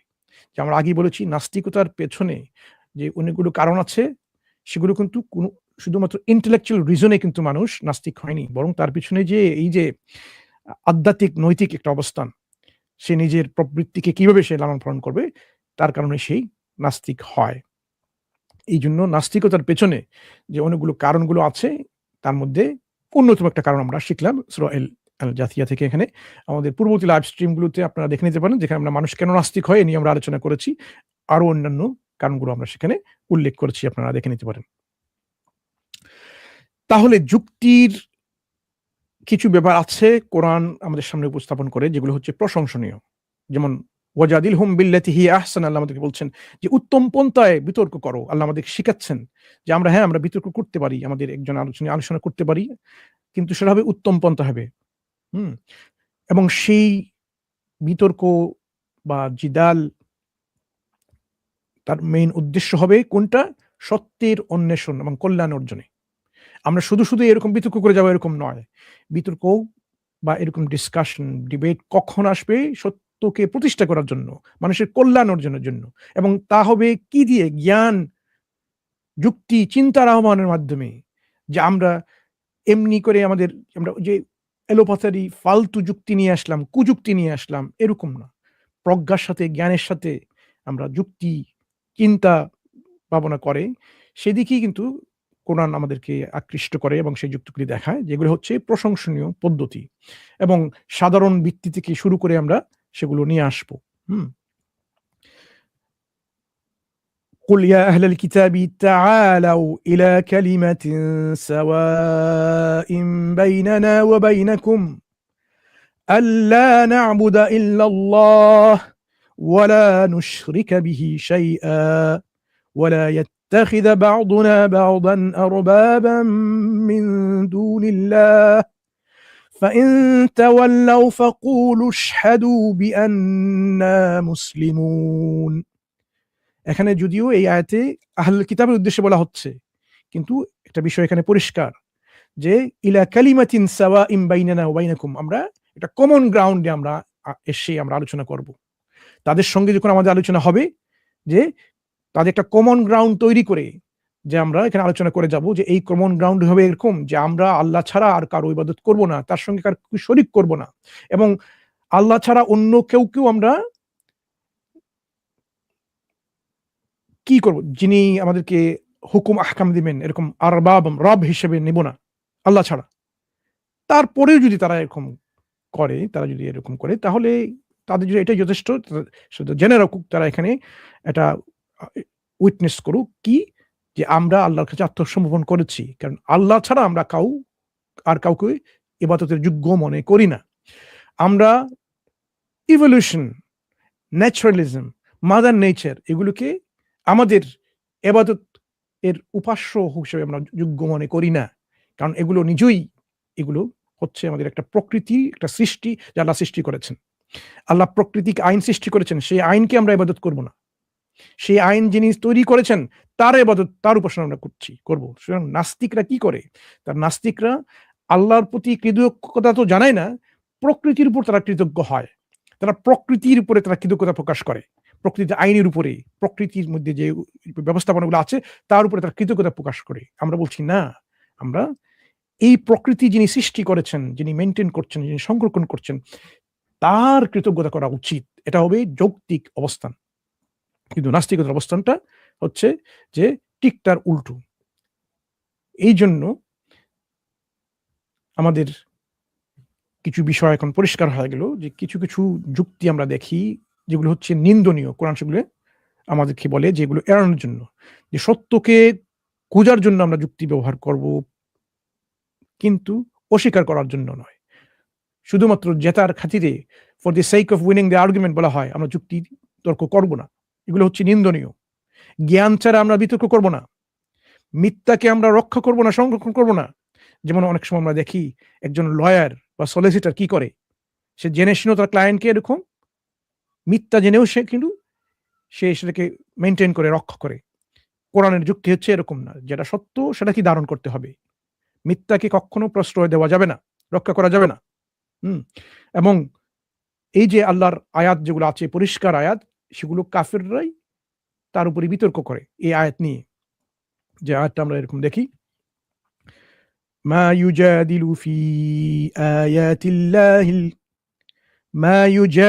ফি আয়াতিল্লাহি ইল্লাল্লাযীনা কাফারু ফালা ইয়াগরুরকা তাকাল্লুবুহুম ফিল বিলাদ। মা ইউজাদিলু ফি আয়াতিল্লাহ, কেউ এরকম বিতর্ক করে না আল্লাহর আয়াত নিদর্শনের উপরে, ইল্লাল্লাযীনা কাফারু, একমাত্র ওই সব লোকেরা যারা অস্বীকার করে, প্রত্যাখ্যান করে, যারা অবহেলা করে, যারা উপেক্ষা করে। তাহলে আল্লাহর যে এই যে নিদর্শনগুলো, এগুলো যারা উপেক্ষা করে, অস্বীকার করে, কাফিররা এরকম শুধু বিতর্কের খাতিরই করে যায়। এই যে তাদের বিতর্ক, তাদের জিদাল, এগুলো অস্বীকার করে, এটা হচ্ছে তাদের একটা কৌশল। কোরআন বলছে এগুলো হচ্ছে নিন্দনীয়। সত্য প্রতিষ্ঠার জন্য আমাদেরকে সত্যকে খুঁজতে হবে এবং ধারণ করতে হবে, মানতে হবে। কিন্তু কাফিররা সত্যকে জেনে তারা বিতর্ক করে। তারা আমাদেরকে বিতর্কে আহ্বান জানায় যে আপনারা কি রেডি আছেন, প্রস্তুত আছেন আমাদের সঙ্গে বিতর্ক করবেন। আমরা তাদের বিতর্কের এই আহ্বানকে অস্বীকার করি বা নাকচ করি। কেন? কারণ তারা সত্যের অন্বেষণে, সত্যকে খোঁজার জন্য তারা বিতর্ক করে না। তাদের মেইন উদ্দেশ্য হচ্ছে, প্রথম উদ্দেশ্য হচ্ছে এরকম সত্যকে দেখে দেওয়ার জন্য তাদের এই যে অবস্থানটা। এই জন্য এইগুলো হচ্ছে নিন্দনীয় অবস্থান বা যুক্তি তাদের পক্ষ থেকে। তাহলে এখানে যদি আমরা সারসংক্ষেপে চলে আসি, কোরআনী যুক্তির কিছু বৈশিষ্ট্য আমরা দেখলাম, যে কোরআন বুদ্ধি এবং আবেগের ভারসাম্য নিয়ে মানুষকে তার স্রষ্টার দিকে নিয়ে আসার ইঙ্গিত করে, আহ্বান করে, আকৃষ্ট করে। শুধুমাত্র বুদ্ধি নয়, বরং আবেগ দিয়ে। আফালা তুবসিরুন, তোমরা তারপরে কি দেখো না, তোমরা কি জানো না? এই যে কোরআন মানুষের ইমোশনকে টার্গেট করে, একই সাথে ইন্টেলেক্টকে টার্গেট করে। স্পষ্টতা ও নির্ভরতা সকল স্তরের জন্য সেই পদ্ধতিতে কোরআন মানুষকে যুক্তি উপস্থাপন করে পরিষ্কারভাবে, যেখানে কোনো ধরনের অল্টারনেটিভ ব্যাখ্যা আসতে পারে না। বিকল্প মিথ্যা যে অল্টারনেটিভ আছে সেগুলোকে পরিষ্কার করে কোরআন তুলে ধরে এবং সেগুলোকে বাতিল করে সত্যকে প্রতিষ্ঠা করে, এবং বিপরীত যে প্রমাণগুলো মানুষ উপস্থাপন করে সেগুলোকে মিথ্যা হিসেবে খণ্ডন করে আল কোরআন। কোরআনের অনেকগুলো চ্যালেঞ্জ কোরআন তার প্রতিপক্ষকে ছড়ে দেয়। যারা এরকম আয়াতগুলোকে অস্বীকার করে, সেই আয়াতগুলো অস্বীকার করার কারণে যে অবস্থানটা তৈরি করেছে, মনস্তাত্ত্বিক অবস্থান, সেই অবস্থানকে চ্যালেঞ্জ করে কোরআন তাদেরকে চ্যালেঞ্জ করে বলে, তাহলে নিয়ে এসো, এরকম দেখাও। কোরআনের মতো একটা সূরা তৈরি করে নিয়ে আসো, তোমরা যদি আল্লাহর এই আয়াতকে, কোরআনের যে আয়াতগুলোকে অস্বীকার করো, তাহলে কোরআনের মতো একটা সূরা তৈরি করে নিয়ে এসো। তোমরা নিজেকে মনে করো সৃষ্টি এমনি এমনি হয়েছে, তোমাদের মধ্যে অনেক স্রষ্টা আছেন, অংশীদারত্ব আছে এখানে, তাহলে তোমরা একটা ফ্লাই বা একটা মাছির মতো একটা সৃষ্টি তৈরি করো। এই মাছি যদি তোমাদের কাছে কিছু নিয়ে যায়, তোমরা কি পারবে তোমরা সেটাকে ফিরে নিয়ে আনতে? এই যে চ্যালেঞ্জ বারবার কোরআন এরকম করে, কেন মানুষকে এরকম তার ব্যর্থতা, তার পরিচয় দিতে, যে এই ব্যর্থতায় পরিচয় প্রমাণ হবে যে এখানে যে অবশ্যই একজন স্রষ্টা আছেন, এবং সেই স্রষ্টার নিদর্শনকে তোমরা যে উপেক্ষা করছো এবং অস্বীকার করছো, সেই অস্বীকার উপেক্ষা সম্পূর্ণভাবে অযৌক্তিক। কোরআন মানুষকে ঐতিহাসিক নিদর্শনের ব্যবহার করতে শেখায়, যে ইতিহাস থেকে আমরা শিক্ষা নিতে পারি, যে আমরা যখন ইতিহাসের কোনো কিছু শিখবো, সেখানে শিক্ষা নেওয়ার জন্য আমরা শিখবো। আমরা ইজিপ্ট বা মিশরে পিরামিড দেখার জন্য, শুধু সুন্দর স্থাপনা দেখার জন্য যাব না। এখান থেকে আমরা শিক্ষা নেব যে যারা এগুলো তৈরি করেছে তাদের কি অবস্থাটা হয়েছে। আল্লাহ নাফরমানি করার কারণে তারা সম্পূর্ণভাবে ধ্বংস হয়ে গেছে, শুধুমাত্র কিছু নিদর্শন রয়ে গেছে। আল্লাহ যখন বলেন কুল সিরু ফিল আরদ, তোমরা পৃথিবীতে ভ্রমণ করো, কেন? এগুলো থেকে আমরা শিক্ষা নিব, যে আমরা দেখতে পাবো কিভাবে আল্লাহ সৃষ্টি করেছেন, জীবন সৃষ্টি করেছেন, কিভাবে আল্লাহ মানুষকে হেদায়েত দিয়েছেন, এবং হেদায়েত যারা অস্বীকার করেছে তাদের কি পরিণাম হয়েছে। বিভিন্ন নবী রাসূলের উদাহরণ কোরআন বারবার এনেছে। ইব্রাহিম আলাইহিস সালাম, নূহ আলাইহিস সালাম, যারা নাফরমানি করেছে তাদের কি পরিণতি হয়েছে। ইব্রাহিম আলাইহিস সালাম এরকম যুক্তি দেখিয়েছেন কিভাবে, যখন বলা হচ্ছে এই সূর্য আল্লাহ এদিক থেকে উঠান, উদিত করেন, অন্য দিক থেকে তুমি উঠাও। এই যে যুক্তি, এই যুক্তির সামনে সম্পূর্ণভাবে ব্যর্থ হলো তার প্রতিপক্ষ। সে প্রতিপক্ষ নিজেকে মনে করতো যে আমি হচ্ছি রব, আমি জীবন সৃষ্টি করি। তখন আমাদের নবী এরকম উদাহরণ দিলেন, ঠিক আছে, আমাদের রব এই সূর্যকে এই দিক থেকে এরাইজ করেন, উত্তোলন করেন, তুমি অন্য দিক থেকে সেটাকে যাও, পূর্ব দিক থেকে নিয়ে আসো, পশ্চিম দিক থেকে নিয়ে আসো। এই চ্যালেঞ্জগুলো নূহ আলাইহিস সালাম এভাবে এরকম করেছেন, বিভিন্ন নবী রাসূলগণ তারা এখন করেছেন। কোরআনের উদাহরণ, তাহলে এই যুক্তি আমরা দেখি যে চ্যালেঞ্জ এর ব্যাপারটা বারবার চলে আসে যারা সত্যকে উপেক্ষা করে, অস্বীকার করে। কোরআনের শিক্ষা এরকম যে বারবার মানুষকে জিজ্ঞাসা করার জন্য, বারবার মানুষকে পর্যবেক্ষণ করার জন্য, এম্পিরিক্যাল এভিডেন্স করার জন্য বারবার তাগিদ দেয়। তোমরা কি দেখো না? তোমরা কি চিন্তা করো না? আফালা তাকিলুন আফালা ইয়াকিলুন, তোমরা কি চিন্তা ভাবনা করো না? তাহলে কোরআন কিভাবে মানুষকে যুক্তির দিকে তাড়িত করে, যুক্তির দিকে আকৃষ্ট করে, যুক্তির দিকে আহ্বান জানায়। কিসের দিকে? যাতে মানুষ বুদ্ধি প্রজ্ঞা ব্যবহার করতে পারে। শুধুমাত্র অন্ধ বিশ্বাসে যে কেউ বিশ্বাস করবে স্রষ্টার উপরে তা নয়, মানে আল্লাহ বলেছেন ফাআলাম আন্নাহু লা ইলাহা ইল্লাল্লাহ, ফাআলাম আন্নাহু লা ইলাহা ইল্লাহু, ফাআলাম আন্নাহু লা ইলাহা ইল্লাল্লাহ। আল্লাহ ছাড়া অবশ্যই আর যে কোনো উপাস্য নেই, সেটা তোমরা জানো, জেনে যাও। ফাআলাম, এটা বিশ্বাস নয়, এটা এরকম না তোমরা বিশ্বাস করো, বরং তোমরা জানো। এই জানার বিভিন্ন কৌশল, এমপেরিক্যাল, ইন্ডাকটিভ, ডিডাকটিভ, রাশনাল আর্গুমেন্টস কোরআন আমাদেরকে শেখায়। তাহলে কোরআনের যুক্তি হচ্ছে মানুষকে আল্লাহর দিকে দাবিত করার জন্য মাল্টিফাসেটেড একটা অবস্থান, যে অনেকগুলো সমন্বিত বিষয় নিয়ে, কৌশল নিয়ে কোরআন মানুষকে আহ্বান করে স্রষ্টার প্রতি তার বিশ্বাসকে, তার ভিত্তিকে সবল করার জন্য। তাহলে কোরআনের নাস্তিকেরা বিরোধী, নাস্তিকতার বিরুদ্ধে যে প্যাটার্নগুলো আমরা কি দেখি, যে এখানে মহাজাগতিক যুক্তি, কসমিক বা কসমোলজিক্যাল আর্গুমেন্ট, তার যে অরিজিন বা উৎপত্তি, এখানে শৃঙ্খলা, নির্ভরতা, এগুলো থেকে প্রমাণ হয় অবশ্যই একজন স্রষ্টা আছেন। উদ্দেশ্যমূলক যুক্তি, যে জীবনের উপযুক্ত অবস্থান, যার কারণে আমরা আজকে এই পৃথিবীতে জীবনযাপন করতে পারছি। আমরা এগুলো আপনারা শুনেছেন, এগুলোতে ইংরেজিতে কি বলা হয় সৌরভ ভাই এখানে, যে পুরো টেলিওলজি আমরা দেখতে পাই, টেলিওলজিক্যাল আর্গুমেন্ট, কসমোলজিক্যাল আর্গুমেন্ট এখানে, টেলিওলজিক্যাল আর্গুমেন্ট ওইখানে, যে ফাইন টিউনিং আর্গুমেন্ট কোরআনে দেখায় যে কিভাবে পৃথিবীকে, মহাবিশ্বকে এমনভাবে সুনির্দিষ্ট সুসংগত করা হয়েছে যার মাধ্যমে জীবনের উৎপত্তি এবং তার সংরক্ষণ সম্ভব। আমাদের এই পৃথিবীর আবর্তন, পৃথিবী থেকে সূর্যের দূরত্ব সবগুলো এরকম যদি আমরা একটু যদি হেরফের হয় তাহলে জীবন আমাদের এই পৃথিবীতে আসতেই পারত না। হুম? এগুলো ফাইন টিউনিং আর্গুমেন্ট বলা হয়। নৈতিক মনস্তাত্ত্বিক বিশ্লেষণ, এই যে সাইকোসোশ্যাল আ যে একটা এক্সপ্লেনেশন কোরআন দেয় এখানে, যে মানুষের প্রবৃত্তি ও অহংকারের কারণে কিন্তু মানুষ এরকম নাস্তিক হয়। এই যে প্রবৃত্তি অহংকারের ভূমিকা অত্যন্ত গুরুত্বপূর্ণ এই নাস্তিকতাকে জানার জন্য। নাস্তিকরা তার নিজের প্রবৃত্তি এবং তার অহংকারকে গুরুত্ব দেওয়ার কারণেই কিন্তু সে অস্বীকার করে। হুম? সুতরাং নাস্তিকতা হচ্ছে কোরআনের পরিভাষায়, কোরআনের আলোকে স্পষ্ট নিদর্শনের অস্বীকার বা উপেক্ষা। যেগুলো পরিষ্কার, যার মাধ্যমে আমরা প্রমাণ আমাদের সামনে উপস্থাপন দেখি পরিষ্কারভাবে, কোনো ধরনের অ্যাম্বিগুইটি যেখানে নেই। একজন মানুষ সে রাস্তার জারুদার হতে পারে, একজন মানুষ এই ইউনিভার্সিটির প্রফেসর হতে পারে, বিজ্ঞানী হতে পারে। সবার সামনে এই প্রমাণগুলো আমাদের কাছে পরিষ্কার। আল্লাহর আয়াত বা নিদর্শনগুলো সম্পূর্ণভাবে আমাদের সামনে পরিষ্কার যে অবশ্যই একজন স্রষ্টা আছেন। সুতরাং নাস্তিকতা, যে এই যে অসার মতবাদ, এটা হচ্ছে এমন একটা মনস্তাত্ত্বিক অবস্থান যে স্রষ্টার অস্তিত্বকে, তার নিদর্শনকে অস্বীকার করার স্পষ্ট একটা অবস্থান। সুতরাং নাস্তিকতা অযৌক্তিক এবং সম্পূর্ণভাবে আমাদের যে পর্যবেক্ষণ তার পরিপন্থী। এটাই কোরআনের শিক্ষা এবং তার ব্যাখ্যা। জাযাকুমুল্লাহু খায়রান। এবার আমরা আলোচনায় চলে যাব, প্রশ্ন এবং আলোচনার মাধ্যমে। বিশেষ করে যে আয়াতগুলো আমরা উল্লেখ করেছি তার মধ্যে অনেকগুলো আয়াত আছে কোরআনের, সেই আয়াত থেকে আপনারা শিক্ষা নিতে পারেন। সূরা আম্বিয়া যারা পড়েননি পুরোটাই আপনারা পড়ে নেবেন, নাস্তিক হলেও আপনাদের জন্য পুরোটা এরকম অন্যান্য সূরা যেগুলো আছে আপনি যদি পড়ে নেন তাহলে দেখতে পাবেন আল্লাহর যে নিদর্শনগুলো কিভাবে আপনার সামনে উপস্থাপনা হয়ে আসছে, যার মাধ্যমে আপনি নিশ্চিত হতে পারেন।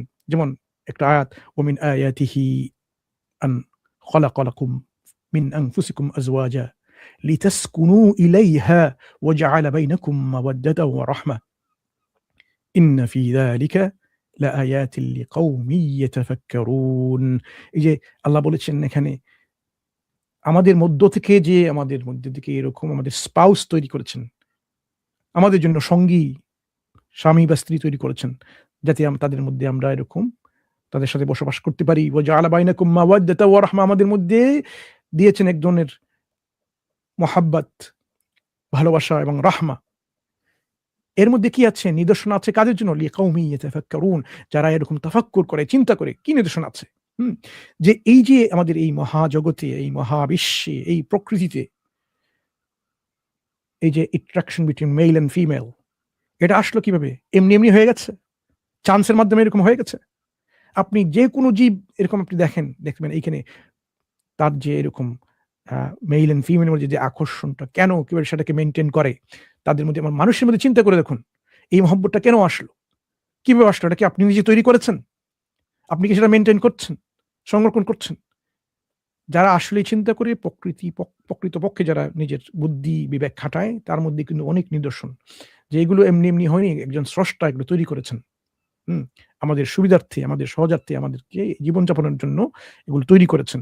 ঠিক তেমনি এই আয়াতে, এই পরবর্তী অনেকগুলো আয়াত আছে, এখানে বলা হচ্ছে যে তিনি আমাদেরকে তৈরি করেছেন এমনভাবে যে তিনি ইচ্ছা করলে এরকম আমাদেরকে অন্যরকম তৈরি করতে পারেন। তিনি আমাদের জন্য ঘুম তৈরি করেছেন, নাউম। চিন্তা করে দেখুন, আমাদের যদি ঘুমটা না আসতো কিভাবে কি হতে পারে?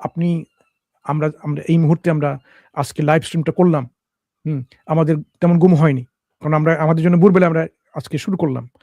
আমাদের যে চিন্তা ভাবনার একটা পরিবর্তন চলে আসছে। পুরোপুরি আ যে শব্দগুলো একত্রিত কিভাবে উপস্থাপন করব, সেখানে আমি চিন্তা করছি অনেক সময় যে আসলে কি eloquently আসছে কিনা? কারণ ঘুম কমও হয়েছে। ধরুন একজন ব্যক্তি এরকম ১ দিন, ২ দিন, ৩ দিন, ৪ দিন, ৫ দিন এক নাগাড়ে সে এক মুহূর্তে ঘুমায়নি। তার অবস্থান কি আপনি দেখেছেন? পুরোপুরি ইরিটেটেড হয়ে যায়। ইরিটেশন। এরকম একটা বিশৃঙ্খলা, কোনো কিছুতে ভালো লাগে না, কথা বলতে তার কথার বচন, ভঙ্গি সবকিছু পরিবর্তন হয়ে যায়। তার এই বিশ্রামের প্রয়োজন কেন আছে? এই বিশ্রামের ব্যবস্থা আল্লাহ করেছেন একটা আয়াত হিসেবে আমাদের জন্য। ঠিক তেমনি তিনি সৃষ্টি করেছেন আমাদের মধ্যে যে আমাদেরকে আমাদের বিভিন্ন আ রং, দৈহিক অবয়ব এই পরিবর্তনের মাধ্যমে শুউবান, বিভিন্ন কাবাইল, বিভিন্ন গোত্র এরকমকে তৈরি করেছেন। সবাই যদি আমরা একরকম হতাম, আমাদের সব পুরুষরাই যদি আমাদের সুদর্শন, আমাদের ভাই সারোয়ারের মতো সবাই এরকম হতো, সবাই সারোয়ারের মধ্যে দেখতে, তাহলে কে সারোয়ার ভাই এবং কে মনসুর এবং কে আশরাফকে আপনারা পরিবর্তন করতে পারতেন? পারতেন না। সব পুরুষ ব্যক্তিরাই যদি একই রকম দেখতে হতো, সবাই এই পৃথিবীতে যারা জন্মগ্রহণ করেছে পুরুষ হিসেবে সবাই একই রকম সারোয়ারের মতো, তখন কে সারোয়ার, কে আশরাফ, কে মনসুর, কে নাজমুল, কে আজিজ আপনাকে এই বুঝতে পারতেন? পারতেন না। এই টুইনসরাই কি সমস্যা দেয় অনেক প্যারেন্টসদেরকে। কে আসলে এই এই এই যে যমজ বাচ্চাটা, সে কি ওই টুইনস, যেমন আব্দুল্লাহ এবং আব্দুর রহমান, তাদের মধ্যে পার্থক্য করতে অনেক সময় সমস্যা হয়ে যায়। টুইনস। এখন সবাই যদি এরকম একই রকম হতো, সব মহিলা যদি একই রকম হতো, একই রকম, তাহলে এরকম, এই জন্য আল্লাহ আমাদের এটা আয়াত হিসেবে বলেছেন আমাদের সৃষ্টির মধ্যে আমাদের যে আলসিনা এবং আমাদের রং, আমাদের কথার সবাই কিভাবে কোন ভাষায় কথা বলছি, আমাদের গায়ের রং, আমাদের অবয়ব, আমাদের প্রকৃতি, এগুলোর মধ্যে রয়েছে আয়াত। এরকম অনেক অনেক আয়াত বা নিদর্শন আছে যেগুলো থেকে আমরা কি হতে পারবো, নিশ্চিত হতে পারবো অবশ্যই একজন স্রষ্টা আছেন। আমার মনে হয় এতটুকু থাক। ওয়াখির দাওয়ানা আলহামদুলিল্লাহি রাব্বিল আলামিন। সারা ভাই কিছু অ্যাড করবেন ইনশাআল্লাহ? জাযাকাল্লাহ খাইর। অনেক সুন্দরভাবে আপনি উপস্থাপন করে দিয়েছেন। এটা রেকর্ড থেকে যাবে, বাকি ভাইরা আপনারা দেখে নেবেন। এক ভাই রিসোর্সের কথা বলছিলেন, ভাই এখানে এই আলোচনা থেকে আপনারা বারবার দেখবেন এবং আপনার নোট নেবেন, আশা করা যায় ইনশাল্লাহ সেখান থেকে আপনারা উপকৃত হবেন। এবং এটা এখন অনেক ভাই আমাদের সঙ্গে যুক্ত হতে পারেননি হয়তো রমজানের কারণে, কিন্তু এটা যে থেকে গেল সমস্ত দিক দিয়ে আমাদের মানে যে আলোচনাগুলো হয়েছিল অনেক কিছু মনসুর ভাই এখানে সবগুলোকে একসঙ্গে করে একটা সুন্দরভাবে একটা কম্প্রিহেন্সিভ একটা মানে সামগ্রিকভাবে একটা উপস্থাপনা এখানে আমাদের সামনে করলেন। এটা থেকে গেল, আপনারা পরবর্তীতে দেখবেন ইনশাল্লাহ, এটা উপকৃত হবেন।